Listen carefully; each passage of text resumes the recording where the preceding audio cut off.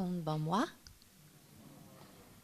I'm very happy to be here, and thank you to all of the Ashoka team, and particularly to Nana Watanabe for facilitating this visit. I'd like to start by showing you some slides, and then if there's time, a very short video at the end. And I would welcome your questions after the break.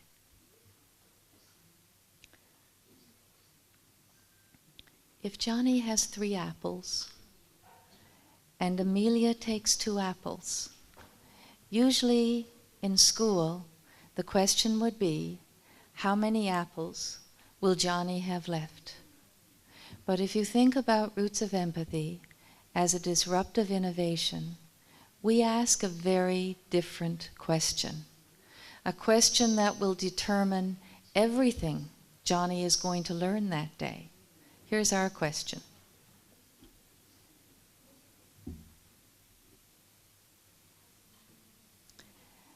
The emotional climate in a classroom determines the level of learning.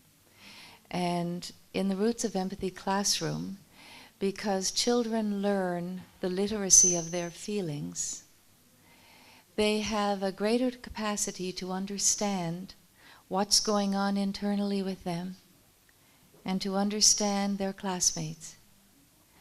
And the scientists call this a supportive learning environment. When children are very little, their brains have the competencies and the ability for cognition and emotion. They're completely connected. You can't tease them apart. So in this next slide, where we're looking at traditional education, we ask children what they know, and we measure how they perform. Roots of Empathy asks children what they think, and also asks them what they think other people think, because that's what perspective taking is. And the ability to understand the perspective of another is a very first stage of conflict resolution. In the clip we just saw, Frans de Waal, the primatologist, who's an expert with apes, I tease him and I say, maybe not with car salesmen, because his thesis was that if you have empathy, you can understand what the prospective car buyer wants and use it against them. But I think he's talking about perspective taking. And empathy is more than perspective taking. Empathy has a cognitive capacity, which is perspective taking, but it also has an affective component, and that's emotion. And in the beginning of the film, I said that empathy is the capacity to feel with another. It's not enough to understand the other. It's the ethic of care. And that ethic of care is deep in Japan. Caring is historic in Japan. So this full understanding that empathy is both a cognitive and an emotional capacity needs to be really understood. Also in Roots of Empathy classroom, we ask the children what they feel. That never happens at school. Children hide how they feel. Children are very embarrassed if they feel like crying in school.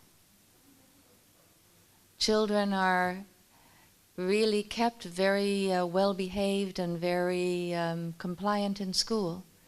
So to ask them how they feel is to really turn things around. More than that, we ask them how they think other people feel. Because if they don't develop the capacity to understand how other people feel, they will never be able to have a real friend. They will never be able to have a lasting relationship. Empathy is the number one component to lasting relationships, whether they're sibling relationships, whether they're married partners. Whatever the relationship is, without the capacity for empathy, it's going to be short-lived and shallow. Roots of empathy, again, as a disruptive innovation, we're looking at children constructing their understanding rather than just instructing their understanding.